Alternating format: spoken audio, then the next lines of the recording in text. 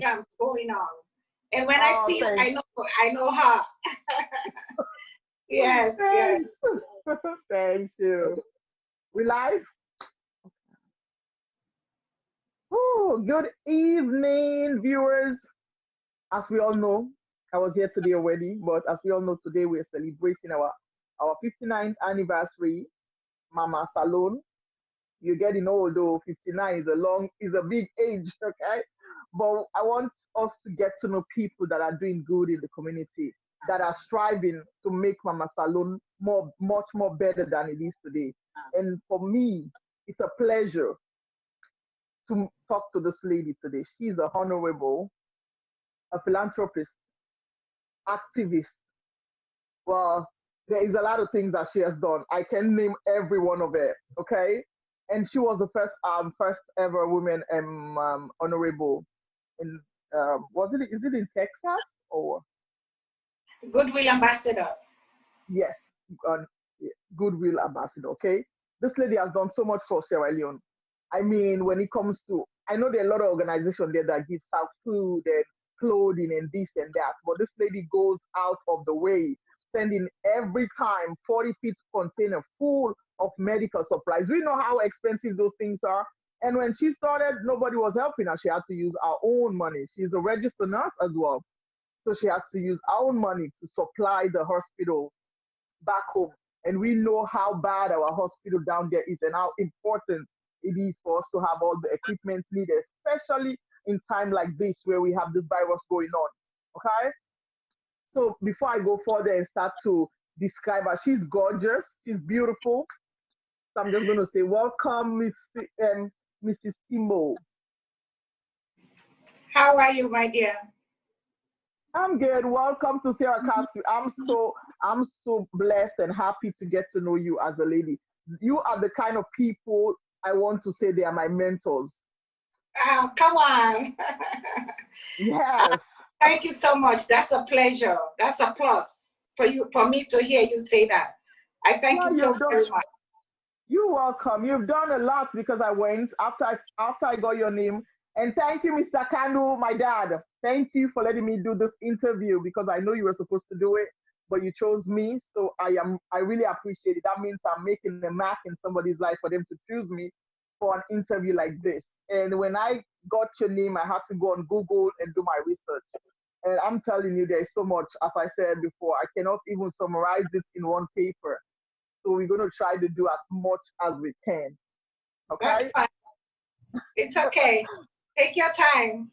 Okay, so how long have you been an appointed honorer and how has that changed your life? Well, actually, I've been a Goodwill Ambassador for almost 9 or 10 years. And they just appointed me as a honorary consul for a couple of years, maybe 2, 3, 4 years ago for Los Angeles.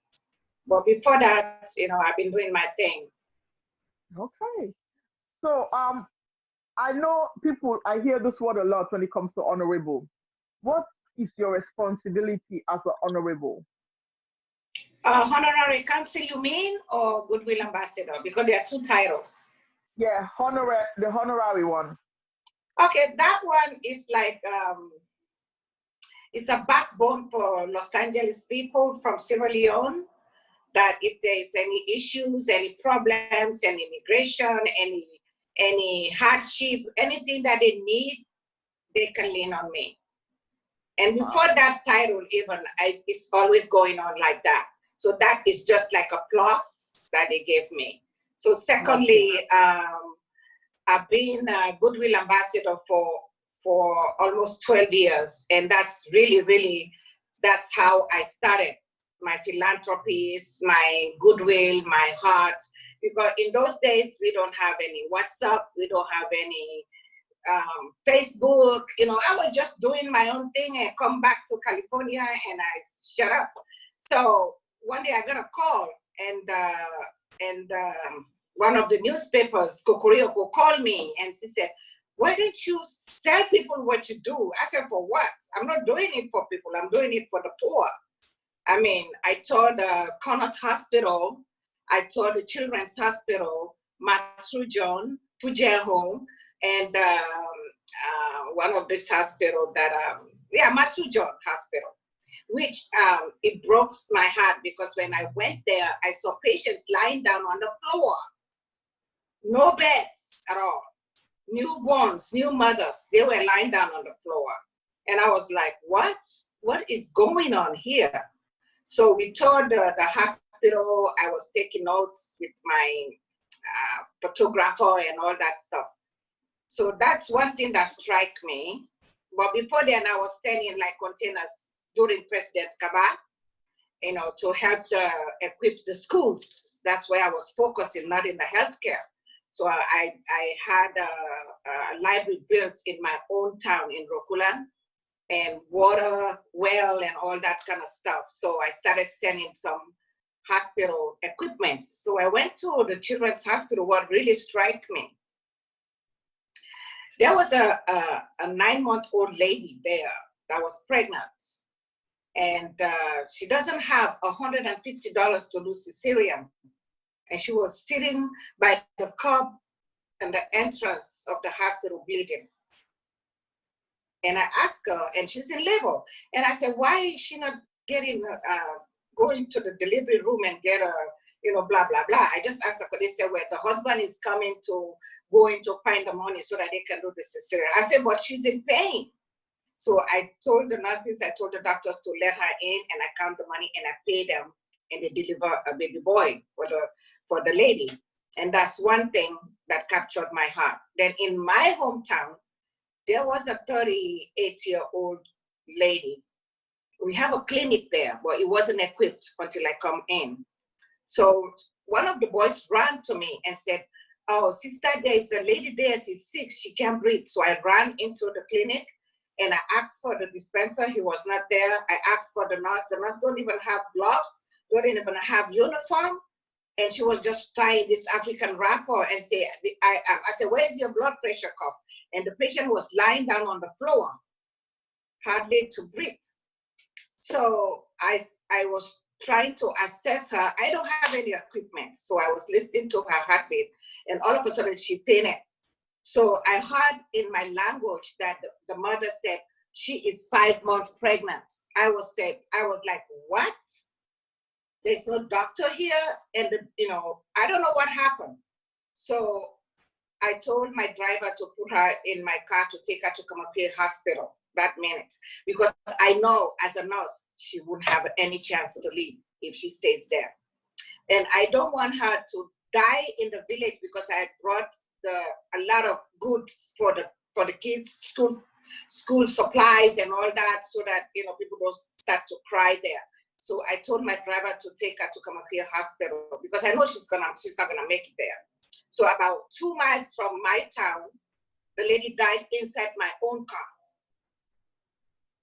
And my driver called me. As soon as he called me, I know that the lady died. So I told her to take the lady to her family. And that's where I need to go to that town. I passed that town to go to another town to do some school supply. Can you imagine, after everything, I was going to another village that evening, and I met the funeral for that little girl. And I have to give the money to bury that lady. And that haunted me when I came back for a very, very, very long time. And I said, nobody would ever suffer again based on that condition. So I came in, I loaded a 40-foot container for anything you can think about. Hospital beds, walker, chairs, wheelchairs. I mean, just name it. It was in there. I'm getting very emotional right now, but so that's how my story started. So if somebody has to stand up and do something to make sure that you make a difference. It's like what a lot of people say, you don't ask what my country is doing for me. What do you do for your country and for the people and for the homeless and for the poor and for the needy and for the orphanage, the widows?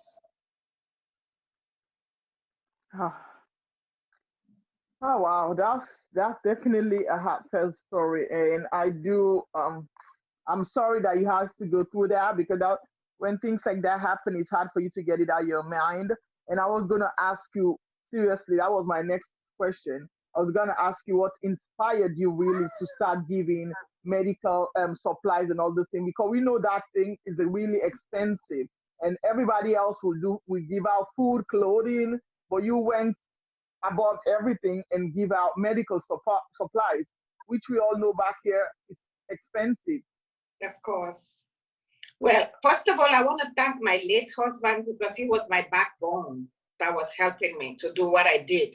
Because the first container I sent, he was not like, oh, you'd already sent one. I said, I'm not gonna stop.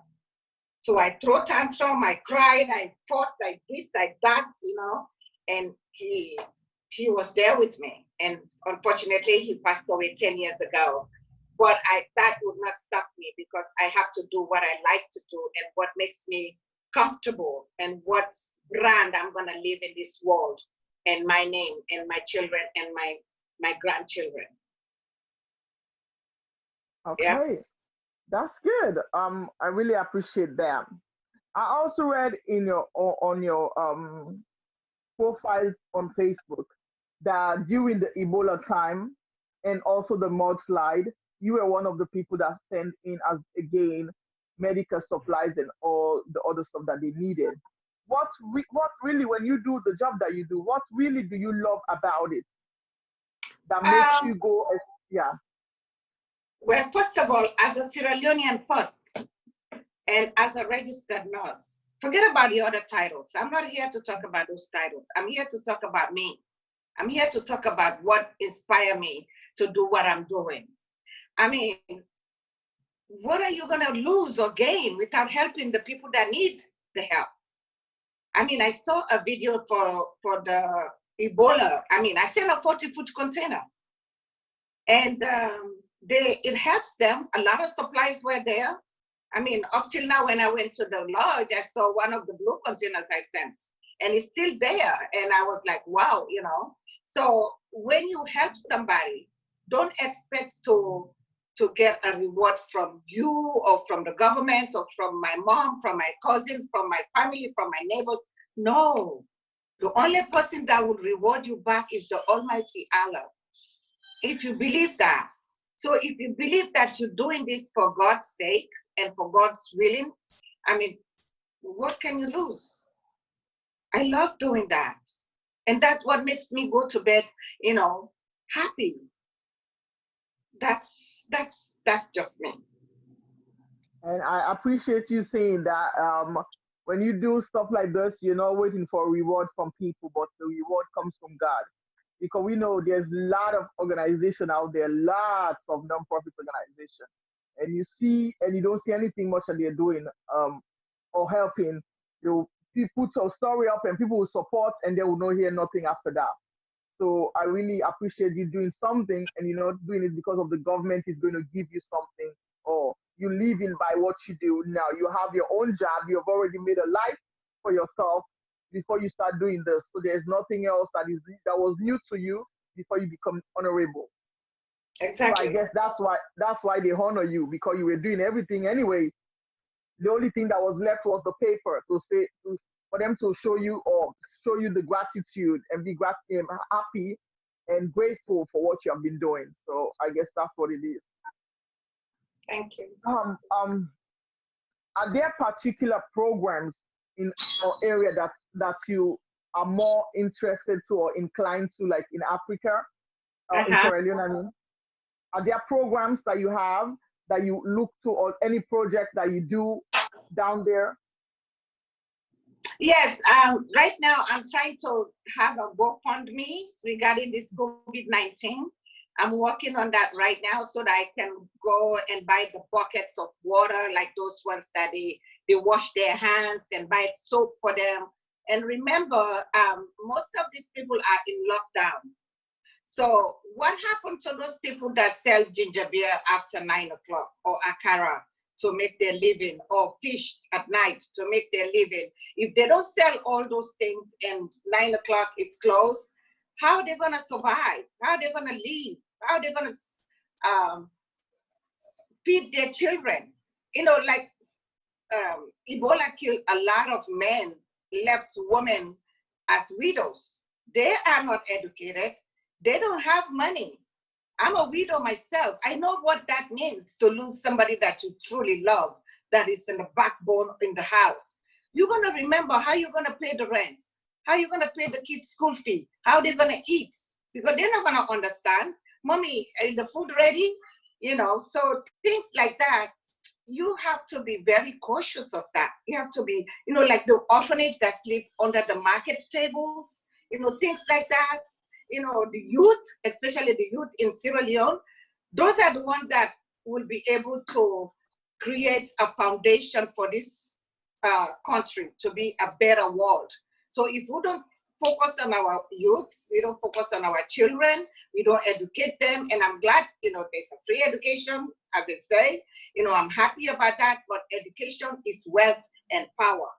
So my GoFundMe, it's about feeding the people, making them healthy, and making them release a little bit of the stress they're going through. I'm not going to be able to feed everybody, but the little that I have, that a lot of people started to donate on my GoFundMe. We got enough money, but we need more money so that we can get enough funds so that we can send it to Sierra Leone, buy them rice, buy them Maggi, onions, flowers, rice, buckets, soap, and just go give it to these poor people that they just can't even afford it, so that at least they can be able to live a decent life for a day or two, or things like that. So that's really, really what I'm looking for. And if I'm calling my Sierra Leoneans community in the world, not even in California, all over the world, you see this broadcast. I mean, if you have $5, go to my GoFundMe page and donate that. You know how much is $5 in Sierra Leone? I mean, it could buy a baby a lunch, or a girl, or whatever it is. So whatever you have, I'm pleading with you to join me in this ride so that we can go and feed these people during this coronavirus. Because one thing on quarantine is one thing. Well, how are they going to find food to eat? It's another thing. And medication is another thing. What if somebody's sick? Besides the coronavirus, has a fever, has blood cancer, has this. I'm a nurse. There's a lot of influenza things that are going around. So how are you going to get that money to buy medication, or to clean up, or to live in a better place, or to even have a decent meal, a hot meal a day? I mean, I put myself in their position. I go home, I have something to eat. Some people don't. Even in America, some people don't. So we all have to open our eyes in this Independence Day in Sierra Leone before everybody's celebrating, everybody's this. Yes, but this is a bitter and a sweet independence occasion.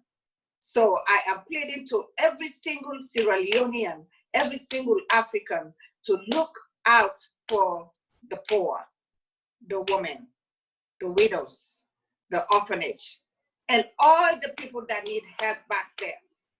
If you have $1, come on, take 25 cents and give somebody. Make somebody happy for one day. I mean, that's all this world is about. This world is nothing. When I die right now, this building is not going to go with me. My office is not going to go inside my grave. Whatever little money I have in the bank is not going to go inside the grave. So why don't you do something in this Ramadan month, and you can take that blessing in your grave and please your God Almighty that you worship. I mean, forget about what people say. What people say doesn't bother me. You do the right thing and you speak the truth. The truth can set you free. That is so right. That is so right. I am okay. I'm gonna say, for people like me that are just getting started, to help or show where we came from, what advice would you give us? Like, I know I'm starting to do, as I said, I used to join several organizations before, but because I wasn't seeing really much happening, I dropped out of it.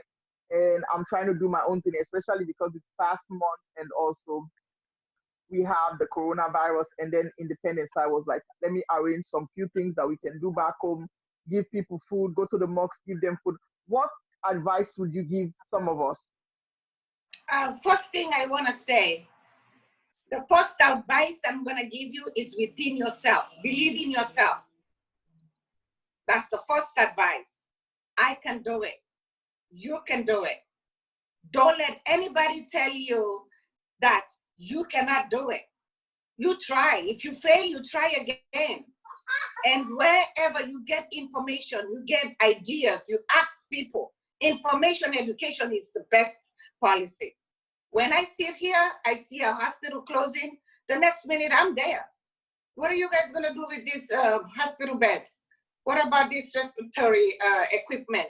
What about these uniforms? What about these blood pressure cuffs? Can I have them? I mean, I'm going to be down on earth to ask for something that I can afford myself for my poor people. And guess what? America is the best country in the world besides Sierra Leone. I mean, they are very kind people here. They're caring. If you know where to go, I mean, it's a piece of cake.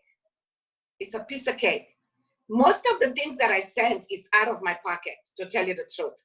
I mean, unless somebody donated to me and they write off at the end of the year, which is fine, but 98% of everything that I do for Sierra Leone is out of my pocket. Like this GoFundMe now, if I have some money in there, but that is not even enough to buy 1,000 buckets. It's not even enough for me to do what I want to do for those poor people. So that's why I'm pleading with everybody that is saying this broadcast to tip in. For our people, it's not for me. I mean, we'll go to the villages and we can give these things to the villages. So as a young lady, beautiful lady like you that wants to start something, I mean, just think about what you like to do in your life. What do I like to do? What is your passion?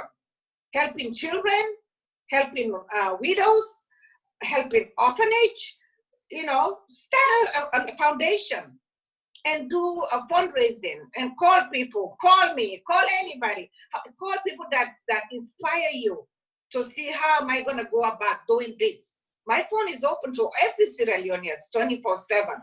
I'm an open book. There's nothing for me to lose. There's nothing for me to gain. I go to work 24/7. I love working. I have 2 girls that are in medical school. So I'm a widow. And I know losing a husband without a job and an education. Do you know how those women got feeling in Africa, in Sierra Leone? They're in hell. The landlord will be asking them, I need my rent. Where are they going to get it? Good women that don't want to go to the streets to sell their body to bring food at home. They just get depressed and depression kill them or take them to the hospital. So believe in yourself. Find something you truly love. And when you start it, you will see how it's going to escalate. Oh, well, thank you so much. And we appreciate you. And it's so true that women go through stuff, orphanage people, widows, they all go through stuff, especially in Africa, where Sierra Leone, where not every woman is educated. So it's even extra pressure or extra problem to their life if they lost their husband, who is the breadwinner. Um, my thing is to educate, to help educate women, so they don't have to be dependent on their husband just in case they died. I want to have somewhere where they can learn something for themselves and their children. Like you because of you, even though you have your husband passed away, which is very sad. I'm sorry that you went through that. But because you're already educated, you knew what you wanted, you keep on going. Exactly. But for Africa now, they don't have that option. Most of the women, as you say, are uneducated. So we need to help them to get a little bit of whether it's a vocational training or those regular training that you can go and learn to cook, learn to sew. That's something that is in my head that I want to do, because I want to make sure women can stand on their own feet without depending on any man. Whether or not they lost their husband or not, I want them to be able to afford stuff for themselves and their kids. Yeah. Another question that I have is, um, when you do all this stuff and you donate your 40 feet containers in Africa, do you have enough help from in Sierra Leone to get all these things done while if you're not there? Well, really, what I really like with the former first lady, whenever I send the container, I send it direct to her.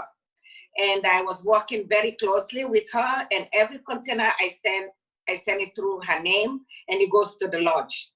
So when I come, the container is there. They ask me what hospital, what facility do you want. They give me the choice to make up my mind to say, okay, I want to equip Matthew John to send like 150 beds to Matthew John Hospital. I want to send 50 beds to the Children's Hospital. I mean, they give me that choice. They give us the army trucks and everything, and we load those containers. I wear my blue jeans. We go and distribute the equipments that I sent. So that makes me feel really appreciated within myself, like I'm doing something while I meet. For example, we went to Matthew John. So I was, after we left the hospital, touring the hospital, I was walking in the street, and this little girl said something in my language. She called the other boy and said, "Oh, look, Opoto, the pass," something like that. Then I said, I said to my language to the little girl. She called me like a white girl, because I my hair, the color, and all that stuff. Maybe the way I dress, I don't know. And I turned around to the little girl. I said, "Seke tope moi." Then the girl ran and said, "Oh my God, Opoto speak Timni," something like that. And it was just cracking. Everybody was just laughing. So, they give me the power, the option to see who do I want to help. And right now, my passion is for the widows, for the youth, and for the poor. Because the widows, I mean, they might not go to school, they don't know how to read and write, but there are other means that you can do. Like for you want to help. I mean, they sell some seeds in Sierra Leone for $250 per family. You can buy those seeds. They can go to the farm. They can start their own farming if they want to plant, rice, peanuts, or anything they want to farm. I mean, they can start from there, or potato leaves. I mean, a farming of like that. You can give them the starting, and you can help them to start those kind of business. I mean, to do the farming, because if they pluck those, I mean, they can have something to eat or sell and take care of their children. But it is really what I'm saying. It's heartbreaking to me. I just can't sit down here and have my dinner, my this every day. My people are suffering under this COVID quarantine. It's wrong. Yeah, I know. It's really bad. And that's what I said. When there was no case over there, I was really happy because I was like, my country cannot afford to have No, anybody no. that is coronavirus because they don't even have the facility.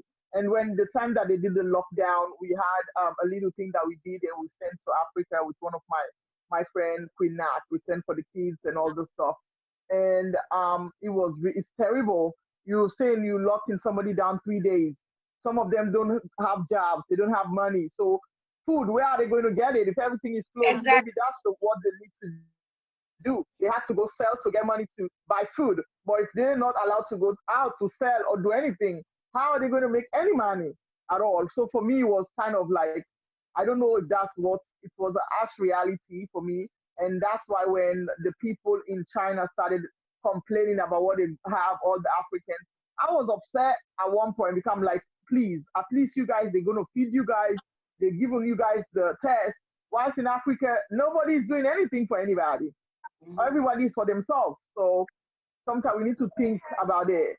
We kind of we kind of act selfish sometimes and complain a lot instead of focusing on the people in Africa that actually really, really need our help. Yeah, and secondly, if I may add to that, COVID-19 does not have, it doesn't discriminate. It doesn't see what party you come from or what race you come from or if you're a man, woman, or children. It doesn't. When he's ready for you, he's gonna come to you. So the best thing to do, I know the healthcare professions and professionals in Sierra Leone, they're doing a wonderful job. I mean, I see what's going on. I mean, they're quarantining the people. I saw some police officers in Kono yesterday. They round up some guys that went mining. I mean, they need to listen to them.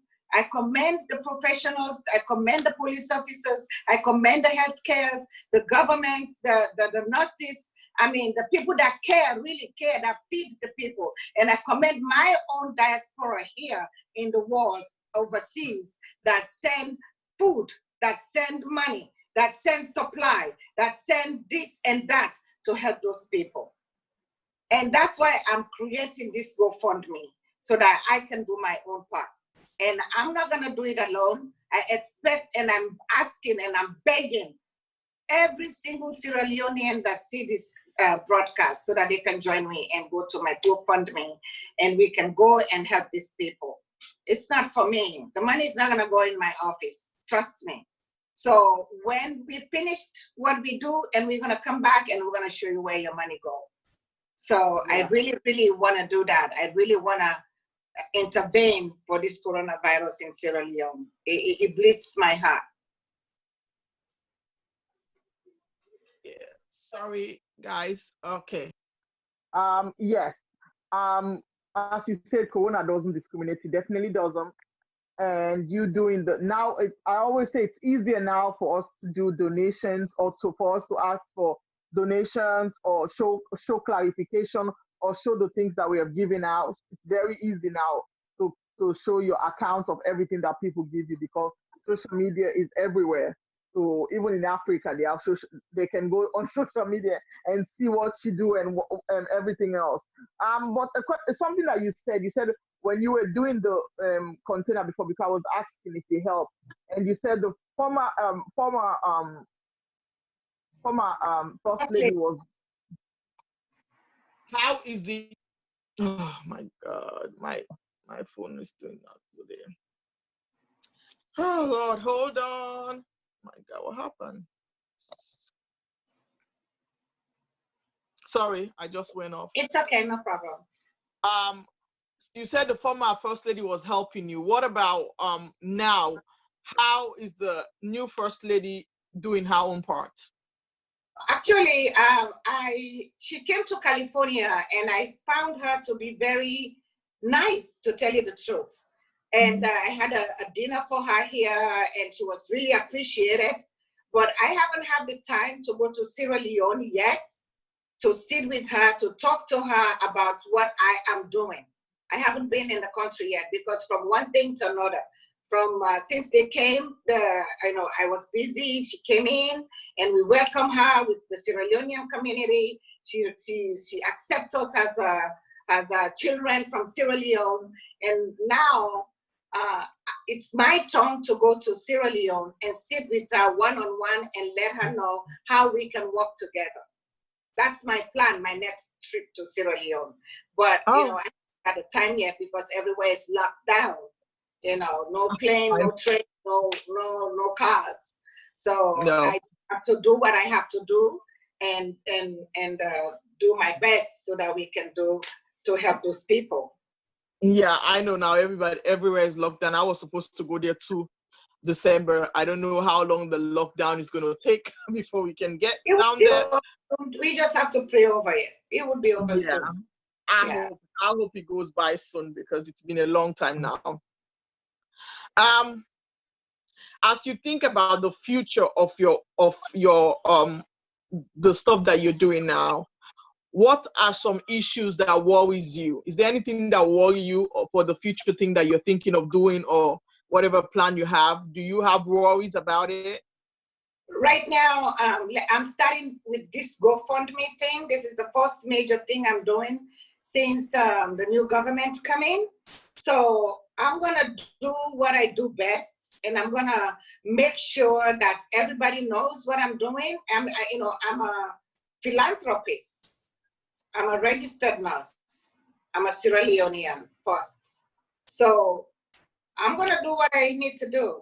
And the day I go there and I see any positive or any negative, I mean, I just have to do what I have to do because I started this alone, the beginning, the middle, and the end. It's my money.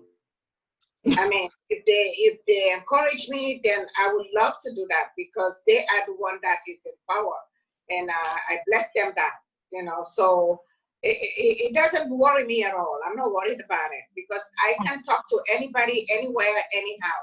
I mean, with respect, I know we can do things together. Okay. Papa, to tell you the truth. Okay. I have no negativity until somebody told me I'm not a Sierra Leonean. Then you can see my true color. Okay. I don't think they will try it. No, they won't. Trust me. Okay, I find somebody. I see that I'm not the only one like this, right? So you see how we women have to be strict. So let nobody be complaining on me being very aggressive, as they call it. They need to tell me that I'm assertive. I know what I want and I go for what I want. You understand? That's how it is. But what are your hopes? Let me just add one thing on that note. I think Sierra Leonean women all over the world, I think we need to unite. Yeah. If we all unite, we can run that country like nobody's business. I'm not talking about politics. I mean, but one day, someday, somewhere, somehow, Sierra Leone will have Mama Salon as a president. That's, I know. That day will come. You see what I'm saying? So yeah. All the women of Sierra Leone, I think we all have to unite, the market woman them, the trader them, the education, the nurses, the doctors, women, any profession within a salon, within the diaspora. I think we all have to unite together and see how we can move the country. We are the mothers of that country. We have to move it together. I mean, the men are there maybe to rule it, but we have to lift it up. It's our country. We are Mama Salon. So take yourself like, I'm Mama Salon. The other lady next to you is Mama Salon. I'm Mama Salon. The first lady is Mama Salon. Everybody's Mama Salon. If we all come together, we can conquer the world. That's what I believe. Yeah, because we women were made to nurture. So we need to nurture. Yes, we need to come. And that's what I always say. When it comes to being a woman, it's already so difficult. And us going at each other doesn't bring nothing. It doesn't bring no resolution, neither a solution. I always say we need to come together to fix the country because the country is us. The country, the sand and the water can move and fix whatever. We have to do it. We are the one living in there. So we are the one that needs to fix it. We are the one that needs to nurture it and bring it up. And I know we can do it because we're strong women. We are not blacks for nothing. We're strong. So we need to show the world that we can do it. And another thing again, there are a lot of men in Sierra Leone, especially in Sierra Leone, that they cannot afford to feed their family. So when you marry to somebody, a husband that doesn't have anything, that cannot afford to feed the 6 children, I mean, don't put your husband down. You embrace him and cover his shame. You go out there, sell you bonga, sell you kogiri, sell you rest, sell whatever you need to sell. Cut this, cut here, and put here. And that's what I didn't do. I was sleeping on the floor when I came to this country, under the mats, on the floor with my little brother. You don't know my story. Nobody wants to know my story. My husband was a security guard before he became a medical doctor. I was the breadwinner, but nobody heard it from me. I cover his shame. So please, I plead to the salon woman there, where their husband not able to afford for them, bear them. Because guess what? That blessing they go to you, you pick it where you born. And that Naya they reap so today. Well, you people heard the lady. Gotta listen. Okay? Okay. I know the man will clap for me. So if you're happy what I said, Mr. Man of Sierra Leone, please get your pocket, go deep down inside your pocket and go to my GoFundMe so that we can help these people. you know, I praise them enough. I praise the woman enough. I mean, we all have to come together as Sierra Leonean in this beautiful day, Independence Day, which is sweet and bitter. But we're going to conquer the bitter and the sweetness will come back. We are good people. We are happy people. We are loving people. I mean, what can't you have in Sierra Leone? We like to enjoy ourselves. We have to like to have parties and all that stuff. So deep down, we need to get together and beat this COVID-19 because I know what it can do. I see it in the hospital every single day. So. Yeah, I know. This disease is really, this virus is really something, and it's destroying a lot and taking time away from a lot of things that were supposed to take place and all this stuff. We thank God for being alive, that's for sure. But we are also asking God to just see if they can fix this, whatever it is, however they need He to. will. We can have faith. Yeah. It will pass.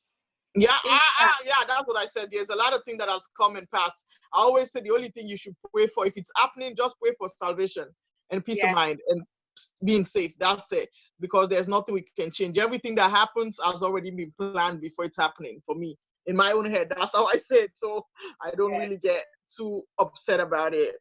But a question that I also want to ask, as we all know, tomorrow is never guaranteed to us. Do you have someone who can take over for you at any time? Because I know you're leaving a legacy. You want to leave a legacy not only for you, but for Sierra Leone and for your kids.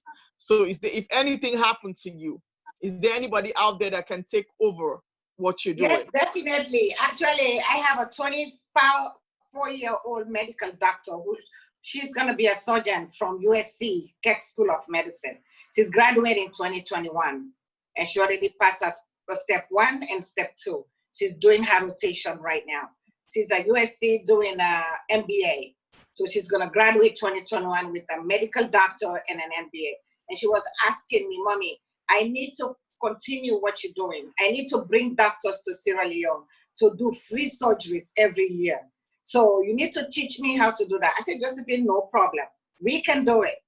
I mean, when I'm old and gray and sit there and on my retirement home with whoever I'm going to end up with, and they're going to pick the baton and they're going to go back to Sierra Leone and do that because they are Sierra Leoneans and Nigerians and they're Africans and they know it. And that's how I brought them up. Thank you, because that's exactly what I'm doing. I have a daughter, so I already told her, you better become something. We're going to have 2-3 degrees so you can go back and help. And I've met people that are trying to do their own degree, because I met somebody online as well. He's doing his medical doctor paper in Russia. And I was asking, what are your plans for after? And he's like, I'm going back to my country and I'm going to be a doctor in my country. I was surprised. I was like, why don't you go somewhere else? You know what I mean? Because all I'm thinking about at the beginning was the money that you're going to make when you come do it over here. And he was like, no, I'm going to Africa. So it's a good thing. And I really appreciate later I was able to think about it. I'm like, oh, well, he's doing something good for his country.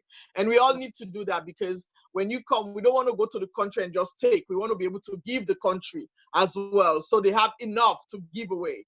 If we can't do anything, then they're not going to have nothing to give to us. So we have to make sure we take care of the country. And I'm really impressed with what you're doing. One more thing I want to tell you about my kids. They speak Creole and they speak Timni. So when they do go and see this patient, they can interact with the patient and ask questions and do a thorough assessment before they can intervene with the patient. That's good. Yes. I wish I can talk Timini, but sadly. Yeah, they talk Timini and they speak Creole. They speak Creole. Okay. Yeah, they speak Creole. My daughter too, even though she's 4, she understands, because I will yell at her and call her in Creole so she understands that. But I don't speak any. Sadly, why didn't you teach us Creole? I said, you will speak Creole. And sometimes when I'm gossiping with my brother about them, and they will say, Mommy, we heard what you said. You said this and this and this and this and this. So they can speak it, you know? Yeah. I love that part, because I want my daughter to know a little more about where I came from. And she eats literally everything. She loves fufu. She likes plasas. Anything when I kasali, not like soup. Anything when I soup, want. But if you get kasali, you tell him, it's a big call the all. So she's 4, but she knows what she wants. So I love that I was able to like instill in her some of our traditions and some things that I learned from my dad and my mom, so she doesn't get lost if she goes back there. And she loved going to Africa. We were there already before. And she Yeah. loves it because Africa, you can play outside all day long. Whilst here, you can't do that. So she loves being there than here. She doesn't even like the car and stuff like that. When we go down there, she likes to walk around. So, but I really appreciate you. And I also know that you have this foundation called New Hope Horizon. Right. Can you tell me a little bit about it? Really, I'm not using it, but I do have it. Okay. Oh, New Hope Horizon Foundation. I had it for maybe 18 years. And when I want to do something, I just get up and do it. And that's it. And I think I really want also another stuff that I just want to say. We all know, as we know, there's a lot of non-profit organization here, not even out of America, but in America. What would be the better approach in helping our country with all these different organizations going around? Well, actually, I have, starting from Washington, D.C., all over United States, I have invitation for like their annual dinner, their annual fundraising, all over California. They send me formal letters. I enclose what I need to give them, my donation, write a letter. I will attend or I will not be able to attend, but I'm always reply with a donation to them, because you never know when I need something. But right now I'm speaking to all the organizations. I don't want to name their names, but Sierra Leone Brothers and Sisters, Sierra Leone Nurses Association, Sierra Leone Daughters of Sierra Leone, Give Back to the Children, Bow School, Grammar School, you just name it. I mean, I always attend every single function they have. So if they're listening to me, I'm talking to you guys direct. You need to go to my GoFundMe and return the favor. And return the favor so that I can go home and help these poor people. And I'm pleading to them. And I'm pleading to everybody that I ever donated to. And they know themselves. Okay, so what is the name of your GoFundMe page and where can people find it? You can go to my Facebook page, Isatu Timbo Wokedi. It's there or you can follow me on my other page, Isatu Timbo Wokedi. But it's there, you can type my name and it's there on my Facebook page. And all you need to do is to press the link and you donate. And we have some money. People are donating, to tell you the truth. We have money coming. We have almost $1,600 already. And I have to donate myself. So after everybody donates, I have to donate to make sure that what we're doing is worthwhile. Those people really gonna say, yeah, I'm gonna eat today and I'm gonna sweat and I'm gonna be fine. I'm gonna get my bucket of water, my soap, my grocery, my this, my that. That's what I wanna do. And when we are doing that, I wanna make sure they televise it, they put it on Facebook, WhatsApp, whatever. Me, I'm black and white. What you see is what you get. I don't need their money. I just need to help these poor people. And that's it. And I'm telling you, that's what it is. You have to be, it's good when you're like that, black and white. Nobody will have anything else to say. If you're posting it, they see what you're doing. There's no need to be looking and stuff like that. And I feel it's a good idea that a lot of people are following. Some people might not like it, they may say something else, but I don't really, those don't bother me, because it's, as long as I'm doing the right thing, I'm not doing it for people, but at the same time, you don't have to forget that the money comes also from other people. So you want them to see where their money is going. Exactly. As well. So for me, that's just a clarification and making sure people know what's going on. I want to say thank you for taking your time out of your day today to bless us with your presence, to answer questions. Is there any last word you have to tell us, to tell Sierra Leone, especially with the independence today? Mm-hmm. Yeah, actually, what you need to realize and understand, what we are doing right now, this program that is going right now, expects to have negativity. You're not going to have 100% positive. You're not going to have 100% thumbs up. You expect to have thumbs down. Trust me. That's how you be stronger. I mean, people will criticize you, people will praise you, people will do this, but the truth shall set you free. So what I'm saying today is Sierra Leone Independence Day. It's a sweet and sour. It's sweet because this is the day our country is born. It's sour because of the COVID-19. People are struggling. People are under quarantine. People are thinking about, what is my business? Me bonga go boil today, or me fish don't boil, I know we able to care and go to market for go sell. You know, people are thinking about all those kind of things. That's the bitter side. You know, that's the bitter side. So who is going to help them? I'm sorry. Who is going to help them to do that? Nobody. So I just want for us to make sure that everybody knows from the bottom up that we are all one. And from the up to the bottom, we are all one. I am not more than important, more than the poor or the rich or the medium or because of what? Because of all these certificates I have. And these are all papers. Because of all these awards, these are all nonsense. I will die and leave these things here. These things will live longer life than me. So I want us to unite. I want us to love each other. I want us to care for each other. I want us to be there. And this, I am my brother's keeper. I am my sister's keeper. If we have that attitude, I mean, this is a Sierra Leonean. Hug them at the airport. Oh, you're going to Freetown? You're a Sierra Leonean. You're from England, from Germany. You're from LA. You're from this, from that. We have to be together. We talk, we laugh, we go eat Jackie Tomboy, Castanda, live, whatever you call it, home. We enjoy ourselves. We come back to work in America. Because America, we work 24/7, you know. Sorry, my phone, people keep calling.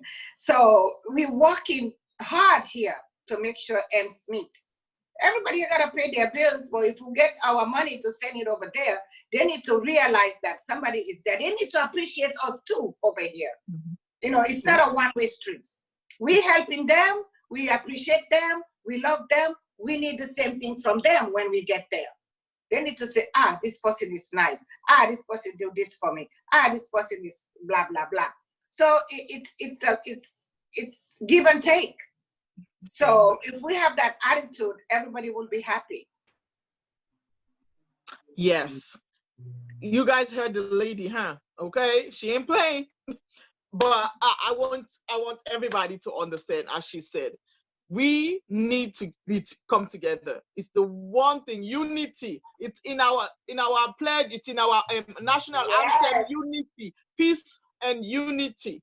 If we can't unite and make things happen, it will never happen. No. That's what it is. We have to come together. And as she said, for those of you that are in Africa, nobody's asking you guys to come beg us or say thank you today. No, we just want to see the appreciation by little things that you see, the love that you give us back in return. Like me, I don't need nothing, but at least if you see, if we're doing stuff for you and you guys say, okay, we have this is an African thing, they don't have it over there, let's stretch our hand a little bit. There's nothing wrong with that.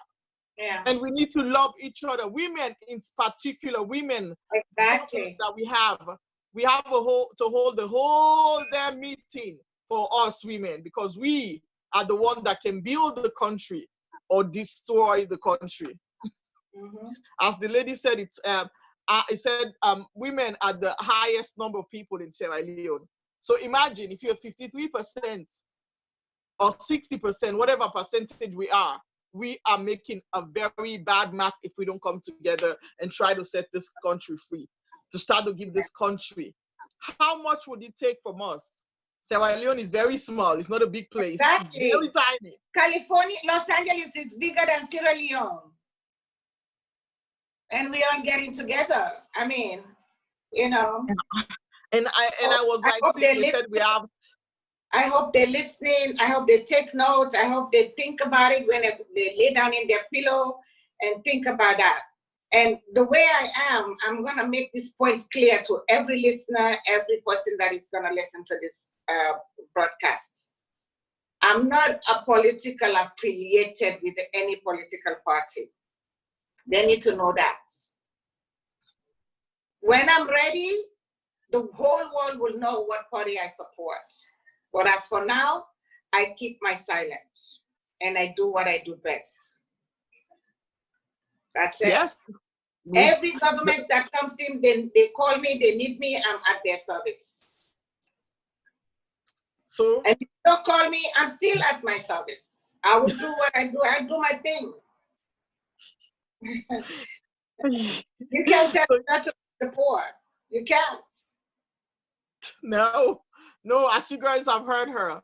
Well, like we're calling out to the people in Africa, we're calling out to the governor in our government system in Africa, we're calling on everybody for us to join on, especially today when our Independence Day. We want to make sure what they celebrate the kind of day they also. We know that they celebrate the age, but we are celebrating everything else that has to do with the country in freedom.